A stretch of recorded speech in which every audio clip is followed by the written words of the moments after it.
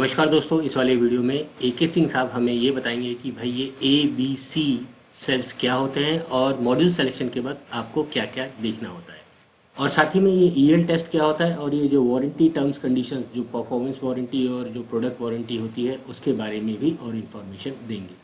आशा करता हूँ कि आपने ये पहला वाला वीडियो देख लिया होगा जहाँ पे उन्होंने टाइप्स ऑफ मॉड्यूल्स जैसे कि मोनोपर क्या होता है, कट सेल्स क्या होता है और बाईफेशियल पैनल्स क्या होते हैं इसके बारे में पूरी जानकारी दी थी। अगर आपने नहीं देखा है तो आप उसे भी देखिएगा, क्योंकि इन दोनों वीडियोस को देखने के बाद आपके मन में जो भी मॉड्यूल से रिलेटेड शंका होगी वो 100% क्लियर हो जाएगी। और हाँ, आपसे बस एक ही रिक्वेस्ट है कि अगर आपको इन वीडियोस में जो इन्फॉर्मेशन हम प्रोवाइड करते हैं वो आपको समझ आता है तो आप इसे प्लीज़ दूसरों के साथ भी शेयर कर दें। क्या है कि इन्फॉर्मेशन उनके भी किसी काम आ सकती है। और यहाँ पे बेसिकली जो भी इन्फॉर्मेशन हम प्रोवाइड करते हैं वो आपके बेसिक्स और कॉन्सेप्ट को क्लियर करने के लिए प्रोवाइड करते हैं। यहाँ पे एक बात का ध्यान रखिएगा कि क्वालिफिकेशन, नॉलेज और एक्सपीरियंस इसकी भी कीमत होती है। और ये जो इंडस्ट्री एक्सपर्ट्स, पॉलिसी मेकर्स और ट्रेंड सेटर्स लोगों को मैं इस चैनल के ऊपर लाता हूँ, आप उनके वीडियोस को ज़रूर देखिएगा। तो चलिए अब हम अपने टॉपिक के साथ आगे बढ़ते हैं और AK सिंह साहब जो हमें समझा रहे हैं मॉड्यूल्स के बारे में वो समझ लेते हैं। जी। जी, अच्छा सर, अब ये सब तो हो गई कि भाई अब हमको ये तो पता चल गया कि भाई मोनो पर्क क्या होता है और कट सेल्स में उसका फ़ायदा क्या है और ये जो बाईफेशियल है ये इसका फ़ायदा क्या है। आज की डेट में सर ये आपने भी सुना होगा सर कि A कैटेगरी, B कैटेगरी और C कैटेगरी ये बहुत परेशानी का सबब हो रखा है। सर इसको ज़रा अच्छी तरह समझा देंगे कि भाई ये A कैटेगरी, B कैटेगरी या C कैटेगरी क्या है और एज ए एंड कस्टमर आपको क्या क्या चीज़ें देखनी चाहिए इन मॉड्यूल्स को खरीदते वक्त। सर इसके लिए हम लोग जो है ना अपना लास्ट स्क्रीन जो है वो आपको मॉड्यूल सिलेक्शन क्राइटेरिया है उसमें जाते हैं। उसमें आप देखेंगे बेसिकली है ना हमें क्या क्या पैरामीटर्स है जिस पे ध्यान रखना है during selection of the panels. अभी जो आपने बात करी इसमें हम थोड़ा डिटेल जाएंगे। पहले जो आपने बताया कि ABC जनरली पहले जो हुआ करता था कि कौन से सेल यूज हो रहे हैं, A category cell, B category cell या B माइनस है या C कैटेगरी सेल, तो ये पहले वैसे डिफाइन हुआ करते थे। अब क्या हो रहा है कि लोग टीयर 1, टीयर 2, टीयर 3 के इसमें जा रहे हैं और सिलेक्शन क्राइटेरिया में उसमें कंफ्यूज भी हो रहा है। अभी उन आम कॉमन लोगों को, कॉमन सिस्टम इंटीग्रेटर्स को या डेवलपर्स को टीयर 1, टीयर 2, टीयर 3, हाँ एक सही है कि हाँ टीयर 1 किसी कंपनी के फाइनेंशियल स्टेटस और कैपेसिटी को दर्शाता है, उसकी कैपेसिटी क्या है, उसकी टर्नओवर क्या है, उसको डिफाइन करता है। अब उस कैटेगरी में कुछ कंपनियां आती हैं टॉप 10, टॉप 20 या कंपनियां वर्ल्ड वाइड जो आती हैं, उनकी बैकग्राउंड 25 साल 20 साल से ये बिजनेस में है, इसकी वजह से भी है, उनकी रीच की वजह से है। तो ये एक क्राइटेरिया टीयर 1, टीयर 2 और टीयर 3 वाली जो है ये सिलेक्शन क्राइटेरिया एक तो है, इसको डिनाई नहीं कर सकते क्योंकि बहुत लोग पास्ट जो इतने सालों से काम कर रहे हैं सोलर में, तो उसकी एग्जिस्टेंस की वजह से तो एक प्रेफरेंस बनती है। फिर भी जो टेक्नोलॉजी एडवांसमेंट हो रहा है, अब technology advancement in the sense की ऑटोमेशन इन मैन्युफैक्चरिंग लाइन, पहले 2010 के पहले, 2012 के पहले जिस ढंग से मॉड्यूल बनते थे, आज 2014, 15, 16 और अभी आप लेटेस्ट देखें 2019-20 में, तो इसके जो मॉड्यूल बनने की प्रोसेस है उसमें जो टेस्टिंग पैरामीटर्स है ये बहुत सारे चेंजेज आए हैं। तो टीयर 1, टीयर 2 सिलेक्शन क्राइटेरिया एक हो सकता है, बट उसके अलावा जो आज के डेट में जो most sophisticated machineries, fully automated machinery जो होनी चाहिए मॉड्यूल मैन्युफैक्चरिंग के लिए, जिसमें डिफेक्ट को साइडलाइन करने का लूप होल्स है वो जीरो कर दिया जाए। पहली बात तो ऑटोमेशन लाइन में आपका जो प्रोसेस है सेल सोल्डरिंग से लेकर के एनकैप्सुलेशन से लेकर के इस बीच में ईयर टेस्टिंग प्रोसेस है, इवन फिनिश गुड का फ्रेमिंग करने का जो तरीका है, फ्रेमिंग में मॉड्यूल्स जो है हुक पिट नहीं होनी चाहिए, फुल्ली ऑटोमेटेड होनी चाहिए, जिससे माइक्रो क्रैक प्रोसेस में डेवलप नहीं होने चाहिए। आप लेमिनेशन के पहले ईएल टेस्ट करते हैं, बट फ्रेमिंग के बाद, फिनिशिंग करने के बाद, हैंडलिंग करने के बाद जब स्टैगिंग करते हैं, जब पैकिंग करते हैं, उस दौरान उसके बीच में भी जो क्रैक डेवलप होता है या कुछ प्रॉब्लम होता है उसकी टेस्टिंग आप करते हैं नहीं करते हैं। ये प्रैक्टिस ये 2014-12 के पहले बहुत ही कम था। आज के डेट में लेमिनेशन के पहले ईएल टेस्टिंग होता है, और लेमिनेशन के बाद भी ईएल टेस्टिंग होने के बाद पैकिंग होता है, जो कि कस्टमर को आश्वस्त करता है, सिक्योर करता है कि ये पैनल बिल्कुल सही पैरामीटर, टेस्टिंग पैरामीटर से पास ऑन गुजरा हुआ है और सिक्योर अच्छा पैनल मिल रहा है। तो ये क्राइटेरिया है, कुछ क्राइटेरिया मैं बताऊंगा। जी बताएं। जी। तो अब ये इसमें फिर ये जो ABC कैटेगरी है सर, वो कैसे क्लियर होगा? हाँ जी, अब ABC क्राइटेरिया तो इतना माइन्यूट है, जैसे कि सेल को देख करके जो उसमें यूज से ए ग्रेड सेल है, सेल उसमें यूज हुआ है या बी ग्रेड सेल है, तो ये चीज एक आम, एक कॉमन चीज हम बता सकते हैं जो यहाँ पे लिखा हुआ है कि सेल पे कोई डॉट्स ना हो, सेल पे कोई विजुअल क्रैक्स ना हो, चिपिंग ना हो, तो वो ए और बी प्लस कैटेगरी में आते हैं। इवन बी प्लस कैटेगरी में या बी कैटेगरी में कुछ कलर डिफरेंसेस आते हैं, बट सी कैटेगरी जनरली बड़े पैनल्स में यूज ही नहीं होता, क्योंकि वो क्रैक्स होते हैं, चिपिंग होते हैं, जो कि या माइक्रो क्रैक्स होता है जो कि कट करके शायद वो छोटे मॉड्यूल्स में चल जाए, बड़े मॉड्यूल्स में वो चलने लायक नहीं होता। तो ए और बी कैटेगरी में तो ये पास हो जाती है। फिर भी जब हम बड़े प्रोजेक्ट्स की बात कर रहे हैं तो हमेशा ए ग्रेड वाली सेल, अब ए ग्रेड सेल वाली जैसे हमने यहाँ पे दिखाया हुआ है कि सेल जो है विजुअल डिफेक्ट सेल में नहीं होना चाहिए। बाकी ऑटोमेशन लाइन में जो टेस्टिंग पैरामीटर्स है, स्ट्रिंग के टाइम पे ही सेल में उसके कैमराज लगे हुए रहते हैं। आज के डेट में हम लोग की कंपनी में जो स्ट्रिंगर है वो जर्मन स्ट्रिंगर जो है ना, टिम टेक्निक का है। तो TT2100 का जो सोल्डरिंग मशीन है, उसमें जब सेल हम रखते हैं, सेल तो सैम्पलिंग टेस्ट होता है, उसके बाद जब सोल्डरिंग के पहले जब हम सेल का कार्टेज डालते हैं तो ईच एंड एवरी सेल वो कैमरा से टेस्ट होता है, फोटो लिया जाता है, और उसके बाद जो सॉफ्टवेयर है उसमें वो 26 पैरामीटर्स है, उससे मोर देन दैट वो पैरामीटर से उस सेल को गुजरना पड़ता है कि ये सब डिफेक्ट्स है या नहीं, भले वो कलर डिफेक्ट्स हो या कोई वेरिएशन उसमें हो, कहीं चिपिंग्स हो और कोई क्रैक्स, कुछ प्रॉब्लम डिफेक्ट हो, वो पैरामीटर से पास होने के बाद ही वो सोल्डरिंग में जाता है, तब जाके वो लेमिनेशन में होता है। तो ये जो पैरामीटर है, इस टाइप की जो सोल्डरिंग मशीन होनी चाहिए, वो आपको एश्योर करते हैं कि आप ए ग्रेड मॉड्यूल्स यूज कर रहे हैं। मोटा मोटी अपने जितने भी दर्शकों को मैं बताना चाहूँगा कि ये जो ABC कैटेगरी के जो सेल्स है, जैसा सर ने हमको बताया उसमें कई चीज़ें हैं जो कि आप देख सकते हैं। बेसिकली जैसा यूनिफॉर्म डायमेंशन होता है, जैसा आप स्क्रीन पे देख सकते हैं, सेल्स एकदम बराबर दिखने चाहिए, कोई कलर वेरिएशन नहीं होना चाहिए, बस बार भी आपको एकदम बराबर दिखना चाहिए, उसमें कहीं कम ज़्यादा नहीं होना चाहिए, और अगर आप बैकशीट देखेंगे तो वहाँ पे कोई बबल्स नहीं होना चाहिए, और ये जो सेल की अलाइनमेंट होती है वो भी एक स्ट्रेट हो। इससे पता लगता है कि भाई वो जो काम किया गया है वो फुल्ली ऑटोमेटेड लाइन पे किया हुआ है, और उसके साथ आप उन जो आपसे जिससे सिस्टम ले रहे हैं या आप जिनसे मॉड्यूल खरीद रहे हैं उनसे उनका ये जो मॉड्यूल्स का एक टेस्ट सर्टिफिकेट जनरेट होता है, वो हर मॉड्यूल का अपना एक टेस्ट सर्टिफिकेट होता है, आप उससे उस पर्टिकुलर मॉड्यूल का टेस्ट सर्टिफिकेट भी मांग सकते हैं। एम आई राइट सर? जी बिल्कुल, सर्टिफिकेट बहुत ही जरूरी है, बिकॉज की सर्टिफिकेट मॉड्यूल को लैब में जो जिस ढंग से, जिस पैरामीटर से टेस्टिंग होता है, वो टेस्ट होने के बाद ही सर्टिफिकेट इशू होता है। जैसे इलेक्ट्रिकल पैरामीटर्स है जो हमने डिक्लेयर किया हुआ है 335 वॉट पीक का, वो लैब स्टैंडर्ड में 335 वॉट पीक जनरेट हो रहा है या नहीं हो रहा है, उसमें कोई लीकेजेस वगैरह तो नहीं है, वो प्रोसेस में जो इलेक्ट्रिकल डाटा कहीं पे भी जो हम जंक्शन यूज कर रहे हैं या बाकी फ्रेमिंग यूज कर रहे हैं, कहीं पे हम वोल्टेज या करंट लॉस तो नहीं हो रहा है, लीकेज तो नहीं हो रहा है, ये लैब में टेस्ट होता है और उसके बाद सर्टिफिकेट इशू होता है।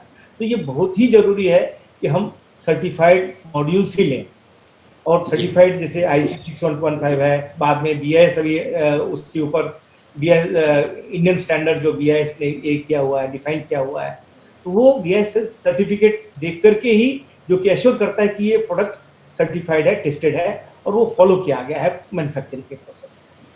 अपार्ट फ्रॉम दैट आप कंपनी का एक्सपीरियंस भी देख सकते हैं, भाई वो कितने साल से मार्केट में काम कर रही है, उन्होंने कितने प्रोजेक्ट्स किए हैं, और आप उनसे उनके कस्टमर का रेफरेंसेस भी ले सकते हैं अगर आपको कुछ आगे पीछे चेक करना है। तो ये भी चीज़ आपको या तो गूगल पे मिल जाएगी, या आप अगर कस्टमर या आप अपने डीलर से बात करेंगे तो वो भी प्रोवाइड करा देंगे। सर अब मोटा मोटी घूम फिर के बात आती है कि भाई अल्टीमेटली इतना सब समझने के बाद ये मॉड्यूल्स कितने कीमत में मिलते हैं या कितने कीमत के होते हैं? जी जी जी। प्राइसिंग अल्टीमेटली क्वालिटी की बात कर ली, बट एक चीज मैं हर लोगों को बोलूंगा कि pricing difference company to company या वॉल्यूम के ऊपर बहुत ही ज्यादा डिफरेंस नहीं आता है। चाहे लो क्वालिटी हो और हाई क्वालिटी में 50 पैसे का फर्क रहता है या 1 रुपया मैक्सिमम। तो प्रोजेक्ट का कॉस्ट जहाँ पे हम लोग जो है ना 3.5-4 करोड़ पर मेगावाट का खर्चा कर रहे हैं, वहाँ पे पर वॉट जब हम 50 पैसे या 1 रुपये की बात करते हैं, तो उसमें क्वालिटी क्राइटेरिया में हम कंप्रोमाइज करते हैं। तो इसकी वजह से कभी भी प्राइसिंग क्राइटेरिया, हाँ कोई अगर एग्जीक्यूटेड प्राइस लग रहा है, कोई कोट कर रहा है, तो आप कम से कम 4-5 कंपनियों से, जो रिनोन कंपनी है, अच्छी कंपनियों से प्राइसिंग ले लें, कंपेयर कर लें, और फिर उसके बाद आप प्राइस डिसाइड कर सकते हैं। और कोई अगर ड्रास्टिक कम दे रहा है तो क्यों दे रहा है उसका भी बात समझ लें, और उस हिसाब से आप प्राइस के मेथड पे आप मॉड्यूल को सेलेक्ट करें, कंपनियों को सेलेक्ट करें। तो बेसिकली जो मार्केट में मॉड्यूल्स मिलता है आज की डेट में, अगर प्राइसिंग बात करें तो 19-20 रुपए में नॉर्मल मॉड्यूल्स मिल जाते हैं। मोनोपर्क का प्राइस 2 रुपए ज्यादा होता है, 22 रुपए में रिटेल मार्केट में मिल जाती है। अगर आपका वॉल्यूम मान लें कि मेगावाट के लिए या 100, 200, 500 किलोवाट का है, तो वो 1-2 रुपए से कम हो सकता है। उस हिसाब से आप एक मोटा मोटी जान लें कि मार्केट का रिटेल प्राइस ये है, और वॉल्यूम में खरीदेंगे तो 1-2 रुपए हमको कम में मिल जाए। यही आज के डेट में प्राइसिंग का प्रोसीजर है। तो दोस्तों, जैसा कि अशोक सर ने हमें बताया कि आज की डेट में प्राइसिंग डिफाइन होता है 3-4 पैरामीटर्स पे। एक तो होता है कि आप किससे मॉड्यूल खरीद रहे हैं, किस क्वालिटी का मॉड्यूल खरीद रहे हैं और कितनी क्वांटिटी का मॉड्यूल खरीद रहे हैं। इनफैक्ट मेरा तो ये भी मानना है कि अगर आपके उधर जो आपका वेंडर है उसके पास वही मॉड्यूल है तो वही उसको आपको बेचेगा, लेकिन आप उसमें जितने भी सर ने पैरामीटर्स बताए आप उसको भी चेक ज़रूर कीजिएगा, क्योंकि ऐसा ना हो कि वो अपना मुनाफा के लिए आपको कोई भी मॉड्यूल चिपका दे। तो ये चीज़ आप अपनी तरफ से देखिएगा कि भाई आपको जो मॉड्यूल्स मिल रहा है वो एक नंबर का हो, आपके तसल्ली के हिसाब से हो। इनफैक्ट मैं यहाँ पे एक और पॉइंट जोड़ देना चाहूँगा कि क्या है कि मॉड्यूल्स में आप पहले 2 साल के अंदर कोई खासा डिफरेंस नहीं पाएंगे, लेकिन जो तकलीफ जो चालू होती है वो होती है तीसरे, चौथे, 5वें साल के बाद। तो उस तकलीफ से बचने के लिए आप आज ही ये जो थोड़ा सा अपनी तकलीफ ले लीजिए और ये थोड़ा सा रिसर्च अपनी तरफ से कर लीजिए कि भाई कौन सा मॉड्यूल है, कौन सा अच्छा है, कहाँ से लेना चाहिए, क्या क्या चीज़ देखनी चाहिए। इतना अगर आप होमवर्क कर लेंगे, थोड़ा सा तकलीफ आज उठा लेंगे, तो आगे आने वाले दिन आपके अच्छे हो सकते हैं। एम आई राइट सर? बिल्कुल बिल्कुल। और एक सर्टिफिकेट जो है जनरली हम लोग इसमें आपको बता दें कि क्या क्या सर्टिफिकेट बहुत जरूरी है इसमें। तो ये सर्टिफिकेट आप देख सकते हैं, जैसे यहाँ पे दिखाया हुआ है कि BIS ने IS 14286 जो कि इक्विवेलेंट टू IEC 61215 का है, ये सर्टिफिकेट आप जरूर मांगे। फिर IEC 617-301 एंड 2 मांगे। इसके अलावे 2-3 और सर्टिफिकेट्स हैं जो कि कोस्टल एरिया, जैसे सॉल्ट मिस्ट टेस्ट है, ये जो IEC 61701 इसका सर्टिफिकेट नंबर है।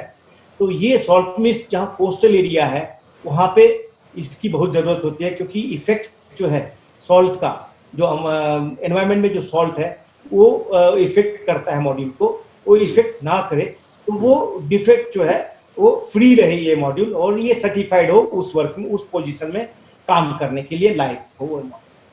इसके अलावा PID रेसिस्टेंट। तो जी सर, मैं वो PID को पहले आप एक्सप्लेन कीजिए सर, फिर PID को बताइए। हाँ जी। इसके अलावा जो है ना PID जो होता है पोटेंशियल इंड्यूस्ड डिग्रेडेशन। क्या होता है, जब मॉड्यूल जो है आप फैक्ट्री से मॉड्यूल लेके जाते हैं, पहली बात तो मॉड्यूल जो है ना लीकेज करंट के लिए टेस्ट होना ही चाहिए। मैं देखता था 2014, अजीत जी आप भी जानते होंगे कि 2014 के पहले ये प्रैक्टिस नहीं थी कि कोई भी जो पोटेंशियोमीटर जो है ना वो टेस्ट करता है। मतलब करंट वोल्टेज जो है, लीकेज करंट होता क्या है ड्यूरिंग प्रोसेस, वो नहीं होता था। नोवासिस ने ये इंश्योर किया, हमने देखा कि आप ऑनलाइन सन सिमुलेटर में जब आप IV कर उसकी आउटपुट चेक करते हैं, उसके बाद उसका वोल्टेज लीकेज चेक करते हैं कि वो वोल्टेज जो लीकेज है कहीं कहीं इवन 0.00% भी कहीं लीकेज तो नहीं है। मेरा ये कहना था कि जो एनकैप्सुलेटेड मटेरियल जो होता है, जिसे बैक शीट है, ग्लास है, इसके बीच में जो हम करंट ले रहे हैं, करंट जनरेट करके उसको यूज कर रहे हैं, तो वो मटेरियल जो है वो बैड कंडक्टर मटेरियल होना चाहिए। मतलब वो कंडक्शन जो है उसकी नेग्लिजिबल होना चाहिए। इवन ओवर द पीरियड जो वोल्टेज हम यूज करें, जिससे वजह से उसमें ऐसा आयन डेवलप ना हो जो कि वोल्टेज और लीकेज लीक हो, वोल्टेज लीक हो या करंट लीक हो। तो इसको एक तो टेस्ट करते ही है प्रोसेस में, बट ओवर द पीरियड जो हम यूज कर रहे हैं, 25 साल तक यूज कर रहे हैं, इस तरह की लॉसेस जो है वो कम हो। तो पोटेंशियल जो इंड्यूस्ड डिग्रेडेशन है, मतलब जो वोल्टेज लीकेज है ड्यू टू फोटोवोल्टिक इफेक्ट, जो लाइट पड़ रहा है प्रोडक्ट पे, तो वो जो है वोल्टेज लीकेज ना हो प्रोसेस में, ये एक सर्टिफिकेट उसके लिए जनरेट होता है लैब में कि ये in the over the period जो है उसमें वोल्टेज लीकेज बहुत ही कम होगी। तो ये इंश्योर करता है कि आपका लॉसेस 25 साल जो है मिनिमम डिग्रेडेशन में आउटपुट आपको मॉड्यूल देगा। तो ये भी एक सर्टिफिकेट उस हिसाब से आप कस्टमर से, मैन्युफैक्चरर से आप जरूर मांगे, डिमांड करें, जो कि आपकी क्वालिटी को अप्रूव करेगा। अच्छा अशोक सर, आखिरी के एक दो क्वेश्चंस और ले लेता हूँ, है कि सर ये वारंटी गारंटी क्लॉजेस ये एक बड़ा इशू है। क्या है कि कभी हॉटस्पॉट हो जाता है, कभी कुछ कारणों के कारण, है अल्टीमेटली जब कस्टमर देखता है कि यार ये तो मॉड्यूल हमें 25 साल की गारंटी लिख के दी गई है, तो इसमें ये जो परफॉर्मेंस वारंटी है या प्रोडक्ट वारंटी है, इसको ज़रा क्लियर करेंगे सर, ये है क्या? जी बिल्कुल बिल्कुल। अब एक तो स्टैंडर्ड आज सब लोग जान रहे हैं कि हमारा जो स्टैंडर्ड वारंटी क्या है। 3 तरह के वारंटी मैन्युफैक्चरर देते हैं यूजर्स को। एक तो आप कंस्ट्रक्शन वारंटी बोल सकते हैं, दूसरा आप वारंटी फॉर 10 इयर्स जो है कितना आउटपुट मिलने चाहिए, और वारंटी फॉर 25 इयर्स वो आउटपुट कितना मॉड्यूल देनी चाहिए। तो ये जो 3 तरह के जो वारंटीज हैं, पहले तो कंस्ट्रक्शन वारंटी भी उतना ही प्ले रोल करता है। जो हम बनाते हैं ड्यूरिंग जो प्रोडक्ट बनाते हैं, मॉड्यूल्स बनाते हैं, ये आपको 10 से 12 साल डिफेक्ट फ्री, क्योंकि हम डिफरेंट एनवायरनमेंट में यूज कर रहे हैं, उसमें एल्यूमिनियम में, उसकी फ्रेमिंग में, ग्लासेस में या बैकशीट में किस तरह की जो है डिफेक्ट वो ना आए। वो डिफेक्ट आएगा तो मॉड्यूल पे अल्टीमेटली वो प्रभाव इफेक्ट आएगा उसका। तो ये कंस्ट्रक्शन वारंटी अगर कोई 10 से 12 साल दे रहा है तो मॉड्यूल परफेक्ट है। इसके अलावा स्टैंडर्ड जो वारंटी, परफॉर्मेंस वारंटी बोलते हैं, 10 साल में कम से कम 90% आउटपुट मिलनी ही चाहिए मॉड्यूल से, इसका ध्यान करें। दूसरा 80 इयर्स 25 इयर्स में 25 इयर्स के अंत तक आप ये देखें कि उसमें 20% से ज़्यादा लॉसेस ना हो, उसमें 80% तक आउटपुट आपको मिले, ये देखनी चाहिए। और इसकी वारंटी मैन्युफैक्चरर ने देनी चाहिए डेवलपर्स और यूजर्स को।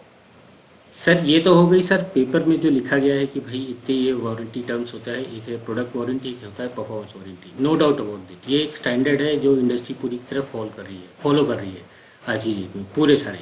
लेकिन अभी क्या होता है कि साइट पे क्या होता है कि कभी कोई फ्रेम में ड्रिल करके अपने हिसाब से मॉड्यूल लगा रहा है, या कभी कभी देखा गया है कि भाई वहाँ पे शैडो के कारण या कुछ एक्सटर्नल मटेरियल के कारण या उसके ऊपर कोई चढ़ गया तो उससे हॉटस्पॉट भी जनरेट हो जाता है और अलग अलग प्रॉब्लम्स हो जाती है। तो वो कैसे क्या वारंटी टर्म्स में आते हैं? जी जी, इसमें मैं आपको एक चीज और आपको आगे एक बताना चाहूँगा कि इसको बोलते हैं solar PV panel management during project. अगर आपने सर्टिफिकेट ले लिया, कंपनी देख ली, क्वालिटी इंश्योर हो गए मैन्युफैक्चरर की तरफ से, उसके बाद पैनल्स को कैसे यूज कर रहे हैं साइट पे, ये बहुत ही जरूरी है। एक तो पैनल जब हम शिपमेंट करते हैं तो पैलेट्स में प्रॉपर ढंग से रखा हुआ है नहीं है, वो देखनी चाहिए। लोडिंग और अनलोडिंग करते समय प्रॉपर कितने मैन पावर लगनी चाहिए, इसका ध्यान रखनी चाहिए, जिससे कि पैनल में शेकिंग बिल्कुल ना हो।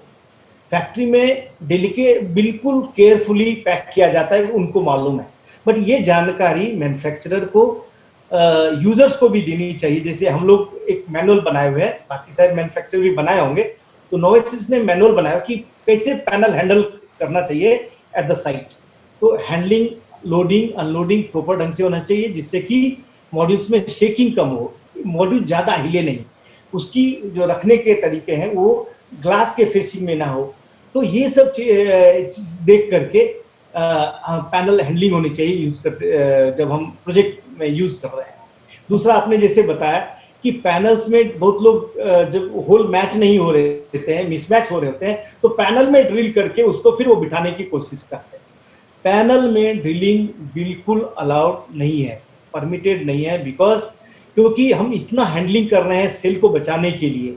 तो ड्रिलिंग जब करेंगे, ड्यूरिंग ड्रिलिंग वो वाइब्रेशन की वजह से माइक्रो क्रैक्स डेवलप हो सकते हैं।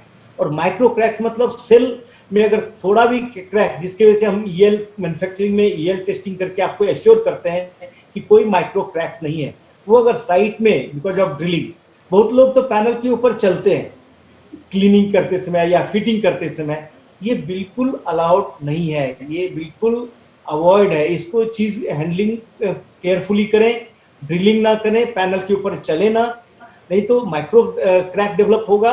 और माइक्रो क्रैक डेवलप होने से जो करंट मॉड्यूल जो है आपको जो जनरेट कर रहे हैं वो पावर आउटपुट नहीं मिलेगा।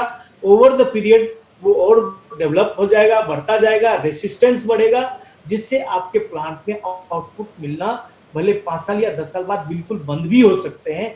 ये माइक्रो क्रैक्स का ड्रॉबैक है। तो बिल्कुल आप ड्रिलिंग ना करें, पैनल्स में केयरफुली हैंडल करें, उसके ऊपर क्लीनिंग के टाइम पे भी ना चलें, बाहर से ही क्लीन करें, पाथवे बना हुआ है उससे आप पैनल में क्लीनिंग, पैनल को क्लीन करें, पैनल पे किसी तरह के इंपैक्ट ना डालें ड्यूरिंग क्लीनिंग ऑल्सो। तो ये बहुत ही जरूरी है कि पैनल को कैसे हम केयरफुली हैंडल करें, उसका पूरा आउटपुट 25 साल तक ले। जी अजय सर, फ्रैंकली स्पीकिंग ये पॉइंट कई लोगों के मन में था कि भाई वारंटी गारंटी क्लॉज तो है, लेकिन उसके अंदर वो कई लोग मान्य नहीं करते। वो मान्य इसलिए नहीं करते क्योंकि उनको मालूम है कि भाई जब उनके फैक्ट्री से ये सामान निकला था उसमें ईएल टेस्ट था और उसमें हमने सब कुछ, हमारा इन्फॉर्मेशन है। अब जब ये साइट पे जाता है तो उसके बाद कहीं माइक्रो क्रैक्स आता है या डेवलप होता है मिस हैंडलिंग की वजह से, तो बाय डिफ़ॉल्ट हर मैन्युफैक्चरर वो वारंटी क्लास बाइड ही नहीं होता, क्योंकि आपने मिस हैंडलिंग की है। मैनुअल में साफ साफ लिखा हो कि भाई आपको ऐसे करना है, ऐसे लगाना है, ऐसे इसको साफ रखना है, ऐसे इसकी मेंटेनेंस करनी है। आप वो भी नहीं करेंगे तो आप उसके बाद एक्सपेक्ट करेंगे कि कोई मैन्युफैक्चरर या मॉड्यूल मैन्युफैक्चरर आपके उस वारंटी गारंटी टर्म्स को अवॉइड करे, तो ऐसा मुश्किल है, पॉसिबल नहीं है। तो दोस्तों आशा करता हूँ कि जो भी हम AK सिंह साहब ने हमें बताया मॉड्यूल्स के ऊपर, क्या क्या नई टेक्नोलॉजी है, क्या क्या नई टेक्नोलॉजी में क्या क्या चीज़ें देखी जाती हैं, कट सेल्स कैसे होते हैं, मोनोपार्क सेल में क्या डिफरेंस है और बाइफेशियल पैनल्स का क्या फ़ायदा होता है, ये सब कुछ उन्होंने बताया। इनफैक्ट उन्होंने ये भी हमें बता दिया कि भाई आज की डेट में उसकी प्राइसिंग कैसे होती है और किस किस टाइप से होती है, क्योंकि प्राइसिंग कई चीज़ों पर डिपेंड करती है, वो भी उन्होंने बताया। और साथ में उन्होंने आप लोगों के लिए ये भी बता दिया कि भाई वारंटी टर्म्स क्या होते हैं और उसको कैसे देखा जाता है। इनफैक्ट मुझे तो ये लगता है कि अगर आपने ये वीडियो पूरी तरह देखा है तो आपके मन में जो मॉड्यूल से लेकर जितनी भी शंकाएं थी वो आपकी क्लियर हो चुकी होंगी। अगर आपके मन में अभी भी कोई शंका है तो आप हमें इस वीडियो के कमेंट सेक्शन में लिख दीजिए, हम आपको ज़रूर आंसर करने की कोशिश करेंगे। इनफैक्ट AK सिंह साहब से अगर कोई डायरेक्टली कांटेक्ट करना चाहता है या उनके साथ कोऑर्डिनेट करना चाहता है तो उनका भी ईमेल एड्रेस, उनकी कंपनी का पूरा डिटेल्स, उनके प्रोडक्ट का पूरा इन्फॉर्मेशन हमने इस वीडियो के डिस्क्रिप्शन में भी दे रखा है। आप वहां से जाके भी उनके प्रोडक्ट और उनकी कंपनी के बारे में पूरा इन्फॉर्मेशन निकाल सकते हैं। तो AK सिंह साहब, मैं एक और बार आपका धन्यवाद देता हूँ कि आप हमारे चैनल के ऊपर आए और हमारे दर्शकों के साथ इस नया टेक्नोलॉजी के ऊपर और इस पूरे प्रोडक्ट के ऊपर पूरा जानकारी दी। धन्यवाद सर। बहुत बहुत धन्यवाद अजीत जी।